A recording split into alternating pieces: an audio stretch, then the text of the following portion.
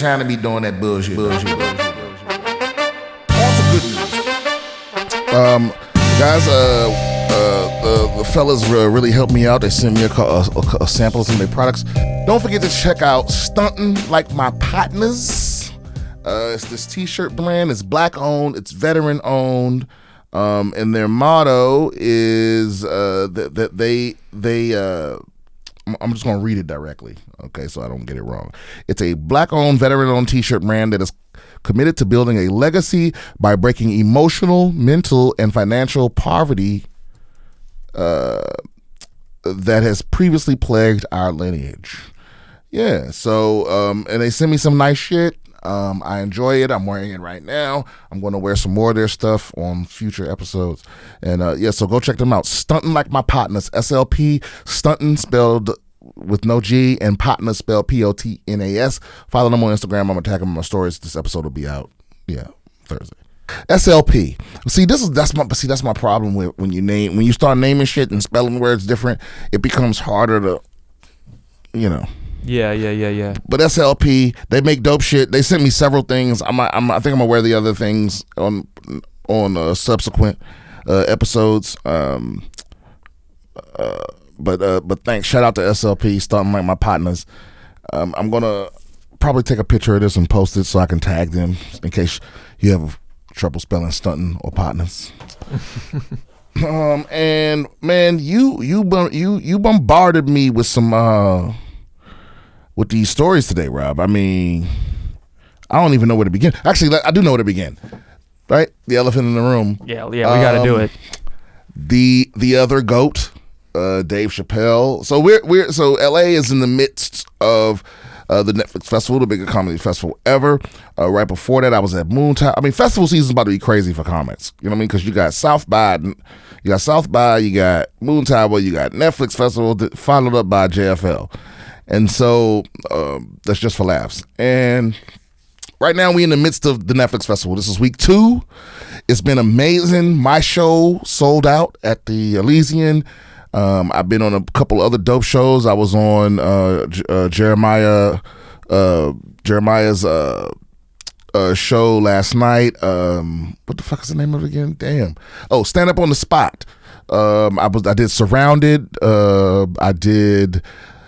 I believe I'm gonna be doing Andrew Santino and Bobby Lee's show. I'm gonna be doing Dusty Slay's show, and then I'm gonna be getting interviewed by David Letterman at the end of the week. And I think that the next day is the last day of the festival.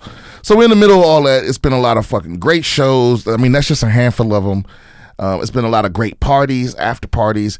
So I am 100% convinced that all comedy-related activities in LA are moving a little slower throughout the week because everyone's hungover or tired or drunk. Oh, I forgot I did the table read of Friday. I think that's the most fun I've had so far at any festival. I did that. It was Seth Rogen's thing. It was for charity. They're doing, like, the day before they did the Shrinkage episode of Seinfeld, and then I think yesterday they did Clueless, and I think today they're doing I don't know, Harry Met Sally or something like that. But look it up. People can find it on the internet. Yeah, you can find it on the internet. But it was all great. Anyway, last night, middle of the festival, someone decided to pay, I think, $1,400 to $1,200 to sit in the front row to see Dave Chappelle at the Hollywood Bowl. And then this motherfucker decided to run up on the stage and tackle Dave Chappelle. Now, perhaps he was just trying to give him a hug, or maybe he was one of those crazy fans who was like, I just want your scent in my nostrils, or whatever. But that's not how it was interpreted, and please believe that's not how it's going to be interpreted. Given the current climate, comedians being attacked on stage, because this is now the third. This is the third comedian I've heard being attacked on stage since Chris Rock was attacked on stage, and not anyone at the level of Chappelle, but still. Motherfuckers, it ain't going down. That dude got fucked up, and I'm glad that's the message that was sent. He really got folded up. First of all, there's a picture of him. If we could put it up, there's a picture of him getting into the ambulance. and his arm is bent the wrong way. His face is all knotted up and swollen up in different directions. He looked like the dude. Who was the dude from Goonies that was chained to the chair? Sloth. He looked like Sloth from Goonies, and his arm was bent the wrong way. And here's the wildest shit: he was still handcuffed. This motherfucker's body parts was not facing the right directions. You understand what I'm saying? And the LAPD was like, we ain't taking no chances. You know what I'm saying? Dave Chappelle must be protected at all costs. Right. I don't understand why you have to handcuff a fucked up arm, but whatever. But I'm glad that's the message that was sent. I mean, I don't know if that dude understood what he was getting himself into, because not only does Dave Chappelle have his own security, I'm guessing the Hollywood Bowl probably has security. I mean, they were definitely slow to the punch, because I don't understand how somebody could make it up on, like, maybe I could get, if you were quick and athletic, how you could make it to the stage. But to make it all the way up on the stage and then get enough momentum to like try to tackle somebody, I don't know how he made it that far. But lessons have been learned, I suppose. But he did not hurt Chappelle, and then he proceeded to get his ass whooped by every comic that was up there. You know what I mean? It was, it was Busta Rhymes was up there. I think Chris Rock was there. I'm pretty sure Donnell Rollins was there. Like a whole, but it was a lot of celebrities that's always around him, and everybody got a foot in. I'm assuming. Also, he's coming for Dave Chappelle, who's yoked like a motherfucker right now. Also Dave Chappelle's jacked. I mean, but he smokes cigarettes too. I mean, that's true. If he hit the ground, like if you knocked the wind out of him, he, all that muscle don't mean shit. But yeah, the thing is, man, you the fact that you went after a legend, because everybody was everyone's very protective of Chris Rock, like the way the comedy community felt after the Chris Rock thing. It was like that. People were itching for a chance. Like for you to go after Chappelle is insane. Obviously, like say the Chris Rock thing had never happened. That dude, I'm sure he would have probably still gotten tackled and arrested, but he wouldn't have got fucked up. Like he got folded up, because there's this extra mandate to like protect our own. I mean, some people do. There's a lot of comics out there now that are anti-comedy. Fuck those people. I don't get that. What do you mean anti-comedy? There are comics that are anti-comedian, where it's like they're trying. People are trying to be. The best way I could put it is the best way that I put it is like it's people that want to be a player and a referee. You know what I mean? They want to referee comedy and decide who's worthy and who isn't, and who should be canceled and who shouldn't be, and what's allowed to be said. And it's like those people, they're not in the tribe. They're on some other shit. They trying, like I'm saying, they trying to put themselves outside of the tribe though, because they're trying to gatekeep. They trying to have their foot in both worlds, and it's like, and don't get me wrong, there's nothing wrong with calling somebody that's a piece of shit, whether they're comic or not. But to be in this concerted effort to convince the world that comedy is this like corrupt thing where everyone's a rapist and a murderer and a drug dealer is like that's insane. 99% of comedians are fucking decent people that's just trying to tell their jokes. You know what I'm saying?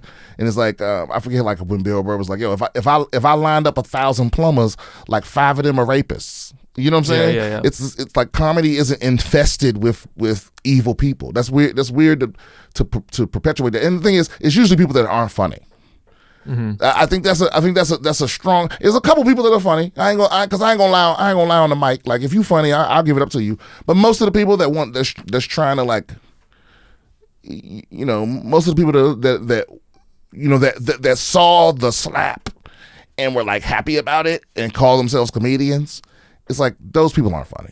I mean, I rarely meet one that is funny, and usually if they're funny, they're bitter about something. You know what I mean? Right. So it's like, anyway, I'm glad that this dude got folded up. I hope the next dude gets it worse. You know what I mean? Because it's like not everybody is as protected as Chappelle. Right. But I don't understand what this guy's plan was, because he apparently had a fake gun on him that had a knife in it. I don't know. Like, what the man. fuck is that about? I don't know what his plan. I don't think he had a plan. Yeah. I mean, I don't know if. Plus it's like, I don't know. I'm guessing maybe he was on drugs. Yeah. Or maybe he was having some kind of psychotic break or something. I don't know, man. Because okay. So you have a. I didn't know it was a fake gun. But so that's just what I read in the article that I saw, which was the I think it was the Deadline article mentioned that. Okay, yeah, who knows? Who knows? I mean, but the point is, you have weapons. Yeah. So how you didn't get it off is crazy to me. Like, was your plan to tackle him and then stab him with your fake gun knife?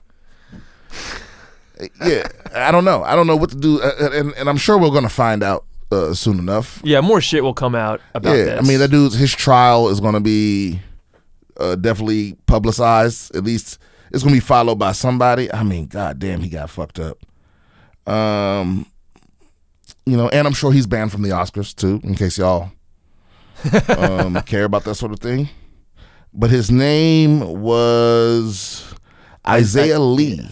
23 years old. 23 years old. I don't know, man, because I don't know what the kids be on, man. That's because those are youngin' activities. Maybe he on that water, you know what I mean? That love boat. Maybe he out there on them Sherm sticks, PCP. Who knows? Because this doesn't seem like the sort of thing where he was thinking at all. Yeah, it seems like there's no real angle here. I don't get it. Yeah, like I said, maybe he was just maybe he's just the type of motherfucker that just walks around with a gun and a knife. True. And maybe he was just a huge fan. Like how you see people used to see Michael Jackson and they would pass out and shit. Yeah. It's like maybe he just was so overwhelmed with, because that's another thing too. What I'll say is, like, sometimes people will. A normal person will get, because the door guys, if you've ever been a door guy at anything, a comedy club, a concert, anything where celebrities are involved, you'll know that, like, normally well-behaved people will get into a situation where they have the opportunity to see, touch, talk to a person that they're a big fan of, and there's something about the rarity of the situation that makes them completely like, fuck the rules. Like, they see the rope that they're not supposed to cross, but they also see Rihanna. Yeah. And they're like, when am I ever gonna see Rihanna again? It like short circuits your brain. Yeah, so fuck this rope. You know what I'm saying? It's that kind of thing. It's like, it's just like you see people at these Black Friday things when they open the door, and it's like no, like if it was on Wednesday, they would never have drop kicked a child. Yeah, but now it's like, when are they gonna get a deal like this? They'll break an old lady's leg to get that Costco TV. Maybe it was that. 'Cause I'm just trying to make sense of it. I'm not trying to make excuses for the guy. Yeah. But I have no idea what the fuck he was trying to accomplish. I mean, because it doesn't seem like he was trying to kill him. That's what I'm saying. Because it seems like if that was his goal, he would have got the knife off. We got at least a stab in. So I don't know if he was trying to harm him. Because all the videos I see it's just a little bit. It's not, It's just a tiny snippet, and it's a cell phone camera. I mean, that captures it. Right. But also, to my next point, who the fuck had a cell phone in the Hollywood Bowl? Why are these people always getting rewarded for filming shit? Fuck you, dude. I can't stand it. It's like, comics go out of their way to protect their shit because we don't have intellectual property or whatever. It's really an honor business. Yeah. There's nothing to stop you from stealing material from people. There's nothing to stop people from, recording you and bootleg. So it's like we got to put our fucking phones in a bag. I once caught a bitch. This was when I was a door guy, like at the club in San Diego. I caught a lady that, and I forget who the comic was. It was like Guy. It was a big black comic. It was Guy Torrey or D.L. Hughley or somebody like that. And she had like a special purse where if she just carried her purse, it was a camera in the purse recording. She was literally recording the show, like video and all, from like a real camera in her purse. And the only reason fucking spy shit. Yeah, and the only reason she got caught is because she was acting weird with it. You know what I mean? It was like she was positioning it like a camera and not like a purse. It was like, what is that bitch doing? You know what I mean? And finally one of the waitresses like caught her. You know what I mean? It was like, wait a minute, she has a camera in her purse. I'm like, what? Yeah, so it's like, and people don't care. Like, they don't care what they don't care what they're taking from you. Like, they claim to be a fan of yours, right? But they don't care what you're losing as a result of their behavior. But to what end? Like getting a terrible camera phone recording of a D.L. Hewley set. Oh, because guess what? If everybody else followed the rules and no one else has it, then fucking TMZ or The Observer or one of these fucking papers will give you $1,000. Yeah, that's true. You know that's what I mean? true. Or you can post it on TikTok and go viral. Yeah. You know, or if the person on stage fucks up, or somebody rushes the stage and tries to stab him with a fake gun, then you got there's the there's video. Nothing worse than motherfuckers, you know, calling out your punchlines and shit. You know, while you're trying to do your act. It's like, stop doing that shit, you fucking piece of shit. Anyway, we spent a lot of time on that one. I think everybody knows how I feel about it. It ain't even something we gotta really go in depth about, right? Because it's true. I hate everyone involved except the comics, you know. So everybody's a villain except for the comedians that stomped his ass. Yeah, I agree. And Busta Rhymes was there too. Who's also huge. That dude was in a whole wrong situation. I don't even know what. Yeah, and I don't even know what the right situation was because I don't know what he was trying to do. There's also Jamie Foxx was up there too. Oh yeah, Jamie Foxx. Yeah, I forgot about Jamie, but yeah, it was. He basically picked a fight with like 3 of the most ripped black dudes in Hollywood right now. Yeah, he picked a fight with 3 of the most beloved comics and dieseled out motherfuckers. Yeah, and Chris Rock was up there. So it was like maybe this is what he wanted. Maybe he was trying to get his ass whooped. Maybe. Death by comic. Maybe a new thing. Ooh. So okay. Intuit to pay $141 million settlement over free TurboTax ads. Run this down, Rob. So by law, Intuit, which owns TurboTax, okay, they are required to offer free services to taxpayers so that most people can do their taxes for free. And they don't like that, right? Because they make billions of dollars selling the software for people to do their taxes and for CPAs to do other people's taxes. Okay. So what they do is they satisfy the letter of the law by making certain types of services free, but then they advertise them incorrectly, or they trick you into thinking that what you're using is the free service, and then after you've spent an hour doing your taxes on the free service, they spring it on you that you've actually been using the paid service the entire time. So then they have you over a barrel because either you can start over all over again in a new thing and try to make sure that you're using the free service, or you can just fucking pay them and be done with it. Pay them what? I mean, it depends on what services you're using, but I mean, for some people it's $100, for some people it's way more than that, you know? So they ended up, there was a ProPublica report about it in 2019 that exposed all of this, and there was a class action lawsuit, and then there was also regulatory action taken against them, and now there is a $141 million settlement. Now, I look at $141 million, I don't think it's enough. I think it should be, of course, it isn't enough. 10 times that. Because everybody uses TurboTax. What they gonna get, $1? Yeah, it doesn't. I hate this shit. There's nothing worse than you get one of those letters. It's like, you could be part of this class action lawsuit. You know, because I've taken the time to fill out one of those letters before. Mm-hmm. Oh, you were exposed to some harmful chemical or something, and or something was illegally done, and you're entitled to this, and you fill it out and you go through all the shit, and then you get a check for like $3. Yeah, you know, and it's like that's nothing to them.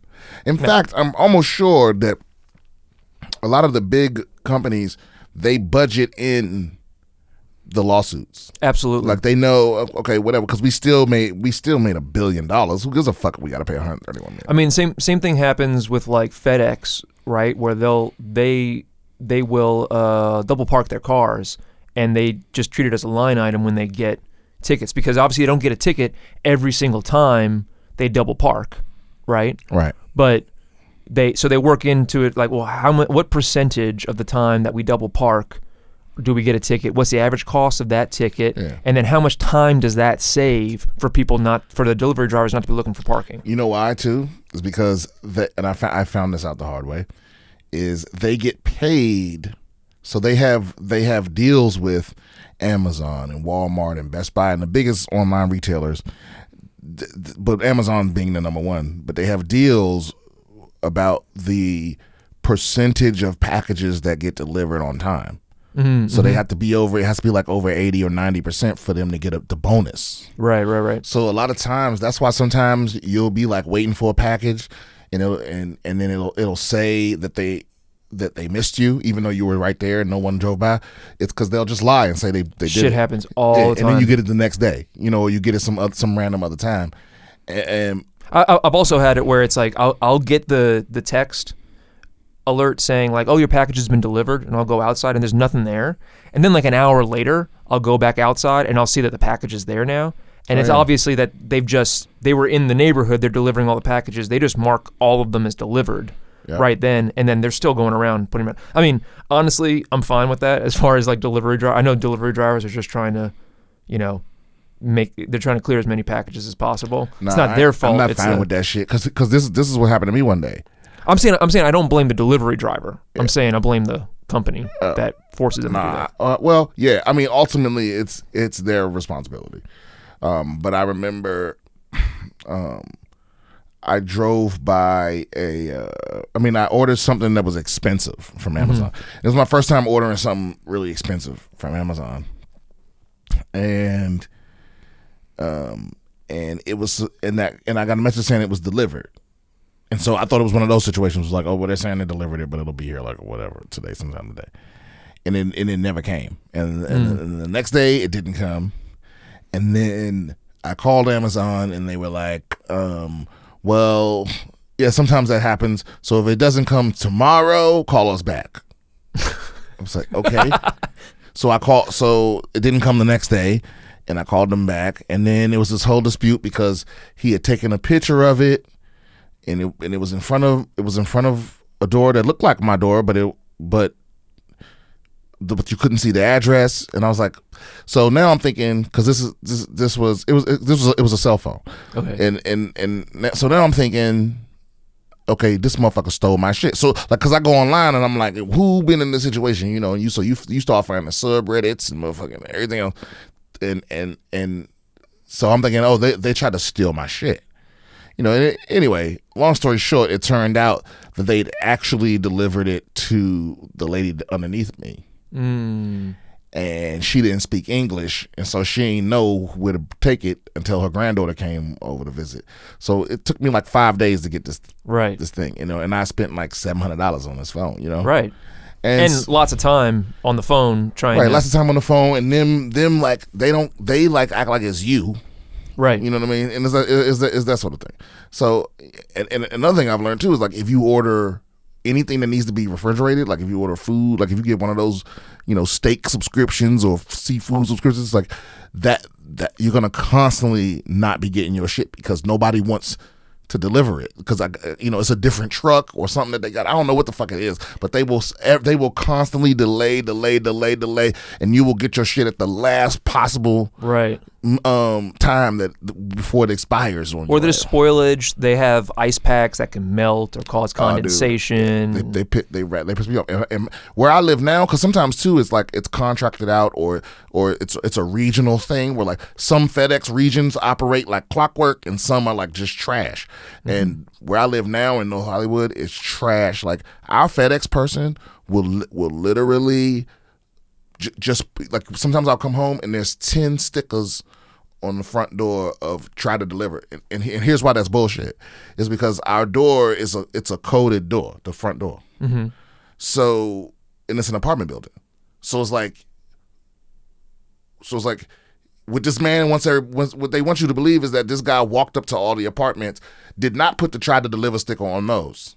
Yeah. And then walked outside and left them all in one place. No, this motherfucker just pulled up, put them stickers up because that way your shit gets get taken to like a CVS or something up the street or something, and you got to go get. So he only has to make one stop and drop off everything. He can drop off 100 packages exactly at the CVS or the Whole Foods or whatever. And here's why that infuriates. And I blame the drivers for this. Yeah. Here's why it infuriates me is because when that happens, you can't go get it that day. No, because they have it in the back. Right. And then you got to wait till the next day because they have to go. They have to scan they it. They have to process it there. Right. And then put it at the pickup. So they kind of screw you if it's something important. You know what I mean? And they don't know what's important. So and maybe that's still on the company too. But still, some of the drivers are trash people too, and they don't care how it's inconveniencing you or whatever. Okay. So what's the next story we got here? I want to talk about the guy that's tore his lung while masturbating. Oh, hell yeah. Let's talk about that. A man tore his lung from masturbating, doctors say. It seems to be the first documented case of masturbation causing this rare, but usually not serious injury. Usually not serious. A young man's session, his little masturbation sesh, inadvertently led to him spending almost a week in the hospital in a recent case from Switzerland. Doctors, and the Swiss are usually so efficient, right? Yeah. Doctors detail how a 20-year-old ended up, 20. See, I thought this was going to be like a 13-year-old boy or 14, because when you first figure out that you can do it, you go a little crazy. That's why never shake hands with a 13 to 15-year-old boy. It's just filthy don't creatures. Touch them; they're disgusting. Yeah. He ended up with air leaking into his chest after some seemingly innocent self-love. Fortunately, the injury wasn't severe and he recuperated just fine. According to the report published by Radiology Case Reports, the man visited the emergency room with stabbing chest pain and trouble breathing. Man, that must have been some nut. They didn't. Wait a minute. The man only had a history of mild asthma and denied any other known risk factors. So near as doctors could tell, his masturbation had to be the culprit. So the condition is pneumomediastinum, that's literally like air being leaking into the space between your chest cavity and your lungs. So you can get that condition from essentially any sort of vigorous exercise or anything like that, because it's essentially you tense up your muscles in your chest and it stretches the lungs too quickly and creates like a little tear in them. So this guy was furiously masturbating and ended up. Yeah, it's the equivalent of like pulling a muscle, but it rips your rips your lungs. Hey man, I mean, listen. Of all the parts of your body involved in masturbating, I feel like you got off easy on what could have torn or not. You know what I mean? True. Some people fucked their dicks up. Yeah. Hey man, must be that new VR porn. These kids, man, I'm telling you. Yeah, I want to know what he was looking at. Yeah, they don't. Why hasn't someone interviewed this man? Hopefully, he does Ask Me Anything on Reddit, and we'll get to the bottom of it. I big ups to this guy though for just being honest with the doctor. Just admitting, were we working out? No, I was jerking off. That's the hardest thing to do, is to be honest with a doctor, because sometimes it's like doctors don't listen to I remember being at the VA and trying to get my STD test or whatever. Mm-hmm. And I remember, the doctor was like, "Yeah, you get a full panel STD test for blah blah blah." And then 6 months later, I'm back at the doctor, and I'm like, "Okay, can I get another STD test?" And she's like, "Oh yeah." And I was like, "I never got the result to the last one." She was like, "Well, usually if you don't hear anything, that means you're clean or whatever." I'm like, all right. And but she looks it up, and she's like, "Yeah, so no gonorrhea, no syphilis, no chlamydia." And I was like, I don't know if those are the exact diseases she said, but I was like, well, what about the rest of the diseases? She's like, "What do you mean?" I was like, "You said it was a full panel test." I thought that meant everything. You know, and she was like, well, no. I was like, what disease you want to get tested for? I was like, HIV. I'm surprised they didn't do HIV. No, it was not one of the full panel tests. Like, I understand, like apparently, like, they don't test men who are asymptomatic for HPV anymore because there's too many false positives with that test. Oh. So there's certain things, but HIV, absolutely, no, people need to get tested. And this is an old lady. So she goes, well, are you a homosexual male? And I was like, what? I was like, why the fuck does that matter? HIV it's like she was like stuck in like the 90s or something. That's crazy. It's like yeah, and she wouldn't give it. She wouldn't give me the test. Like basically, I had to come back the next time when I'm dealing with another doctor, and basically had to tell her, like, listen, I roll around butt naked in piles of needles in the alleys of Los Angeles. Let me have a fucking HIV test, please. Yeah. So doctors, a lot of times, it's hard to be honest with them because you don't know. Well, the VA's trash. You know, that's a whole other thing. Right. I mean, you can go get tested for free at some places, especially in LA. Like I used to go get tested at Out of the Closet, which is like a not a consignment shop, like a thrift store, right? There's a whole bunch of them throughout LA, and they have like you can get tested for free for HIV and I think a couple of other things. So there are like some places, but it sucks to have to deal with the actual healthcare providers, you know. And they do the rapid, like the quick one too, where it's like they oh yeah, they can tell you. They can tell you like within 15 minutes. Oh, not the old Veterans Administration. You know what I mean? They probably still I don't know. They're still injecting rabbits and seeing if they die or some shit. Still doing whatever they was doing in the 90s. That's probably what they do. These motherfuckers don't even have, like, their computer's still on Windows XP and shit. You know what I'm saying? They don't care. They don't care to be like up to date. It's almost like the VA is run by like 10 people that like what was that movie where with the vampire hunter chick, the chick that was like fighting Underworld? It's like Underworld, where it's like they wake somebody new up every 6 months to run the VA. That's what it feels like. You know, like there's just some old person they fucking bring out of deep sleep to like just change everything back. So that's what it just feels like, this amalgamation of like these underground sarcophagi that they just pull out of the earth. Yeah, but that's what it feels like. It feels like there's 5 different people's ideas. You know, and then the most powerful person is like some old dude that's like, well, I still like my fucking printer that has the perforations on the side. I feel like the VA, nobody wants to be there. The patients don't want to be there. The doctors don't want to be there. The nurses don't want to be there. The administrators don't want to be there. Nope. Like the front desk people don't want to be there. Nobody's happy to be at the VA. Nobody's dealing with, because like, I mean, I talk about it all the time, but it's a cycle, right? Yeah. Because it's a cycle, and everyone's wrong. Except it's a cycle, and everyone's wrong, but the doctors are the most wrong people to me.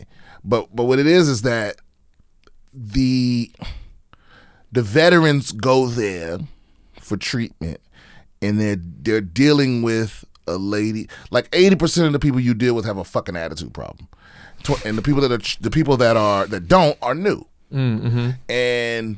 And so the veteran that's been dealing with the bitch with the attitude this whole time coming in hot, you know what I mean? Mm-hmm. Like you get them the slightest bit of feeling like you giving them a runaround or whatever, and they fucking got an attitude with you. So then those new people that were all optimistic about it are like, all these motherfuckers are entitled assholes. So then they start treating you like that. Yeah. And then a motherfucker like me, who I was like, I've never been to the VA before. I come in there and I get into the bitch that's decided, fuck me, you know, fuck veterans. And so now I'm dealing with her, and that's the energy I'm getting. And so now I'm like, man, fuck all these people. So the next time I come in, I get the little slightest thing, fuck you, bitch. You know what I mean? And so it's this whole cycle. Now the doctors have no fucking reason to be having an attitude with their patients, you know. And don't get me wrong, I've had great doctors at the VA. Yeah. No, that's not true. I've had 3 great doctors out of maybe 9. Yeah. The rest of them are trash, and sometimes it depends on the region you in, and the department you're dealing with. You know, because I was going to ask, is there a difference between, like, because I have a friend who was a psychiatrist at the VA. The psychiatrist is cool. Okay. They always cool. Yeah. Like the powerful doctors are cool. They're like, because they the experts. They running shit. it's the specialists and shit. Yeah, the specialists. When you run into a specialist, they cool because they badass. They're good at what they do. You know what I mean? It's that kind of thing. Like when I've ran it every time I have to deal with a specialist, it's never bad, except the sleep doctor. I will go to my graves. The sleep department and the sleep clinic, which for some reason are two different things, at the VA in Los Angeles, West LA, is trash. The people that run it are trash. The doctors are all trash. They have a fucking shitty attitude. And the only reason they even treated me remotely correct is because I got my advocate involved.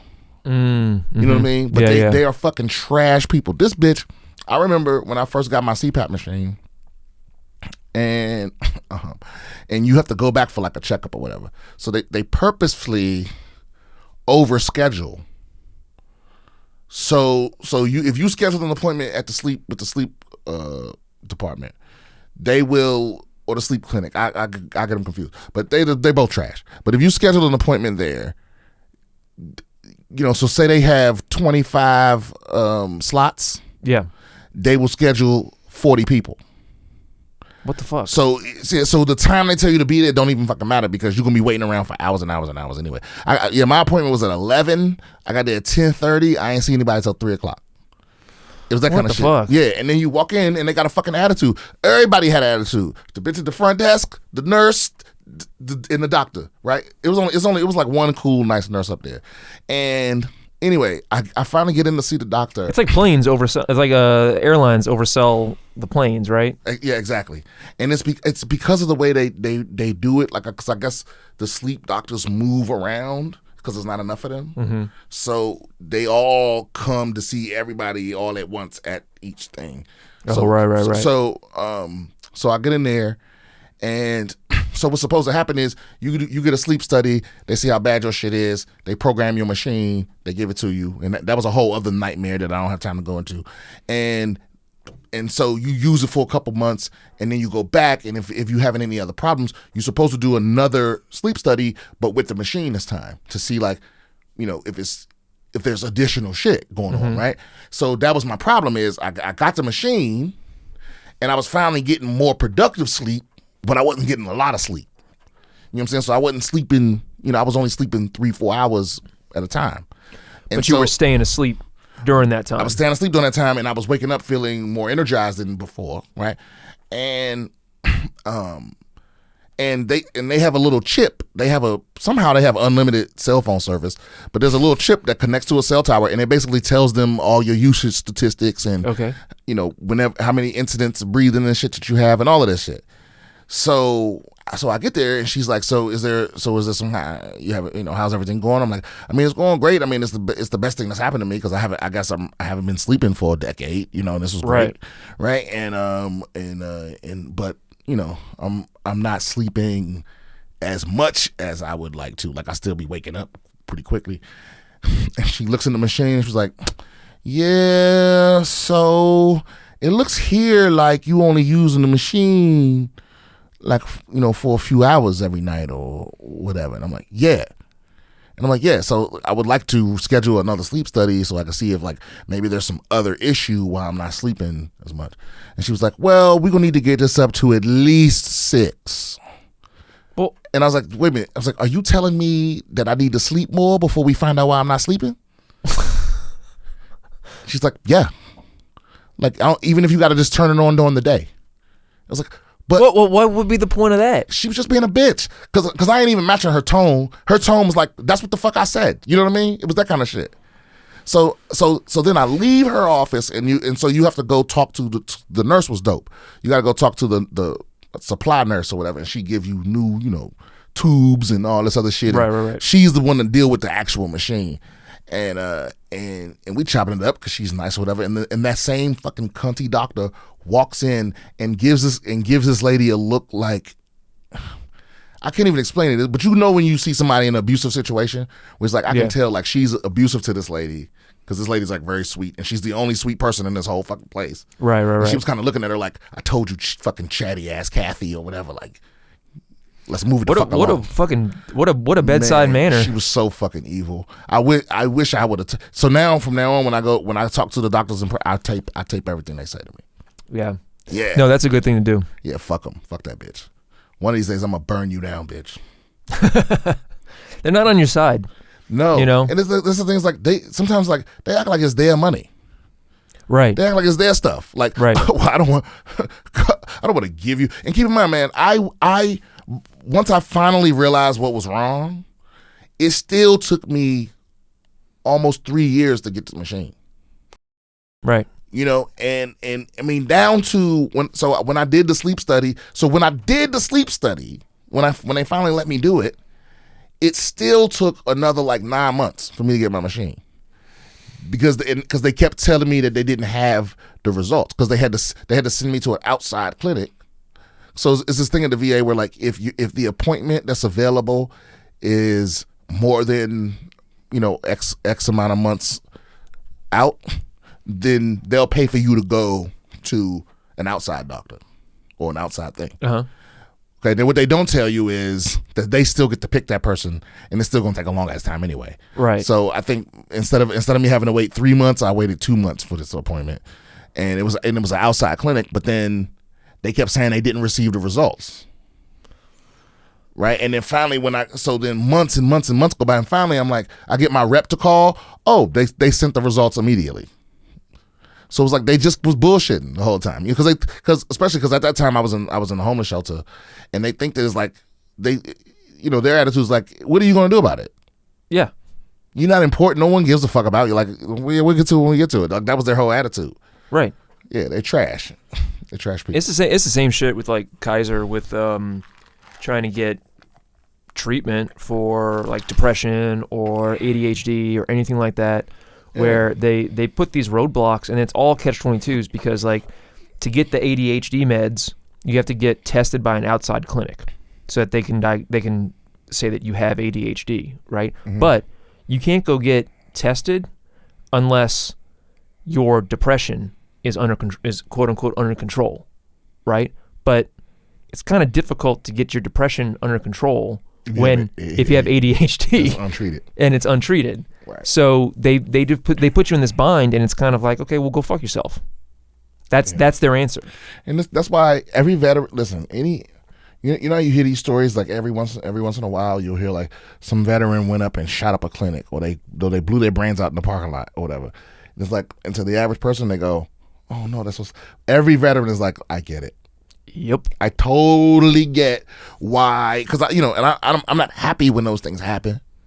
No, but you understand them. I get it. I get the temptation to go up there and be like, I will kill everybody in this motherfucker if I don't get my medication. I get that sentiment for sure. Anyway, like I said, the VA is a vagina with teeth. There's good shit in there, but yeah. Okay, let's do one more before we get the fuck out of here. You want to do the home that sold for that had a person living in the basement? Okay, yeah, because this reminded me. I immediately thought of the first season of Ozark. Sure. Because that's kind of the situation they had when they moved into that house, and there was already somebody living there. Like, that was the deal, though. It's like, yeah, so a home in Fairfax, Virginia. I used to live there. Sold for $805,000. But the caveat is it comes with a stranger living in the basement. So apparently, the people that own the house, it was an old man living there. He died. Let me start over. There was an old man living in this house, and someone helped him clean the house years ago. And then he found out she ain't had nowhere to stay, so he let her and her daughter move into the basement. Then he died. Well, he was about to die. He's about to die. And no, isn't he dead? He's dead by now, right? He's dead by now, but at the time when they sold it, he was on his deathbed, and the people who were going to inherit it were trying to sell it. Right. So he was dying. Yeah. He was dying, and his family's trying to sell it, but the chick in the basement wouldn't move out.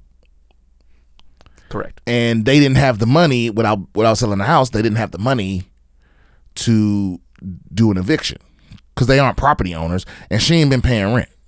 Correct. Right. So she living. So then someone agreed to buy it with her living in the basement. I'm sorry, man. Nah, bitch, you got to get out. And whatever we got to do to get you up out of here, because so apparently in Virginia, squatters' rights don't take over unless you've been living there for 15 years and you've made no attempt to hide the fact that you live in there. So I'm guessing their only barrier to entry is eviction, because that can be expensive. Yeah, but and time consuming. Yeah, but this is what I don't get. There are, how do I put it, extra legal landlord methods to encourage someone to leave. And I know, because the landlords out here in LA, the trash landlords out here, they will use them all the time. Because I don't know what it's like in Virginia, but in most places I've lived, the law is really, really, really stacked in the landlord's favor. So I don't know how these people are having trouble getting this bitch to move out. She doesn't get squatter rights, but they do say it. It's just the money thing, because they aren't property on. They don't make money off property. They don't know how to do all of this. I'm sure that because she doesn't pay rent, they're not making money off the house till they sell it. What are the new people supposed to do? How you gonna have another whole person living, other family living in your house, paying no rent? I think once the new owners take control of the property, then they are going to initiate eviction proceedings. Well, they still have to. So apparently, the house needs a lot of work. Yeah, it's not livable. No. Right. So I mean, what are they doing? They got electricity. They got running water. I mean, what's going on? Apparently they have electricity and running water and stuff like that, but the house itself is sort of falling apart. It said in the ad that it needed about $25,000 of TLC, but other people are looking at the pictures and saying, no, this is at least twice that to fix all this stuff, because they have like rotting window frames and stuff like that. The house was built in like 1949 or something. Yeah, and it's in Virginia, which, I mean, Virginia will eat up a house. Yeah, so I don't know how to feel about. I mean, I do know how I feel about this. No, I don't. Because okay, I'm trying to put myself in this lady's perspective. She's living in this house. She ain't been paying rent for however long.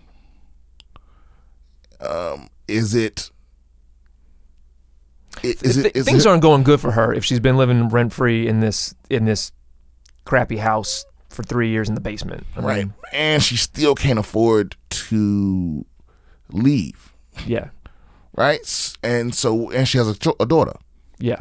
So, is it morally repugnant? Did I use that right? I did. Yeah. Ding, repugnant. Is it morally repugnant for her to survive? Because there's always a piece of me that empathizes with the person that's just trying to survive. Yeah, it's hard to take the side of a landlord. I mean, landlords are scum. Yeah, but at the same time, it's like he wasn't really a landlord. He let her live in his basement for free. Yeah, true. You know what I mean? For years. And honestly, if he was still alive, it wouldn't be a problem. Yeah, true. So,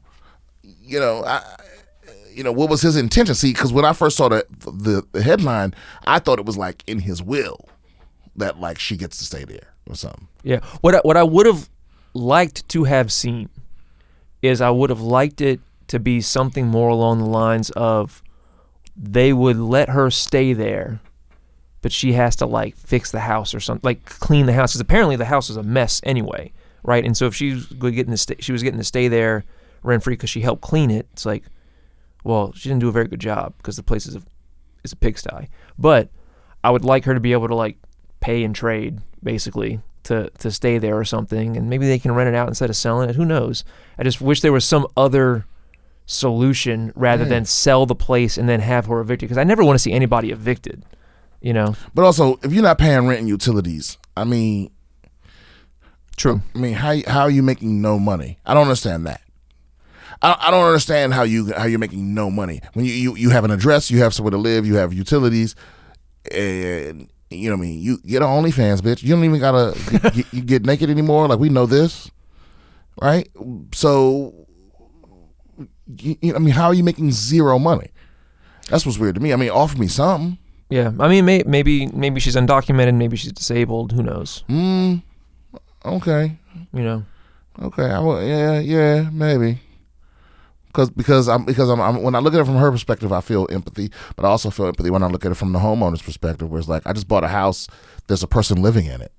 Right. You know what I mean? Right. It's like, I don't know, that's not tenable. That's not a situation that can last. Because Right. I don't have the relationship. Whatever relationship you have with him, that ain't got shit to do with me. Right. Yeah, and I can get cold in that manner where it's like, I'll help you out. I'll give you a couple dollars, but you're going to have to get the fuck out of my house. Yeah. Yeah, you got to leave, bitch. And maybe we can work that into the closing deal or whatever. A couple $1,000s go to this bitch so she can move. But you can't live here. It's also, we don't know that much about the previous owner's situation, whatever, but obviously he was ill, he was in the hospital and everything. That shit's expensive. Who knows if that was putting financial pressure on the people who were supposed to quote unquote inherit the house, and so they needed to sell it to pay for a funeral, pay for medical expenses, whatever. I mean, you still got to pay. You got to pay taxes on that property. You got to pay utilities. But this house sold for almost $1 million. That's true. And I'm sure they all splitting it up, the family. They splitting it all kind of different ways. Obviously, they weren't taking care of this nigga before. You know what I mean? So maybe she looking at it like, y'all didn't give a fuck about him. I took care of him. Now you trying to throw me out on the street. Because, okay, now, you know what? Yeah, fuck it. They just being greedy now. Because y'all could have easily took, $5-10 grand off this damn near $1 million, gave it to her so she can go find somewhere else to stay.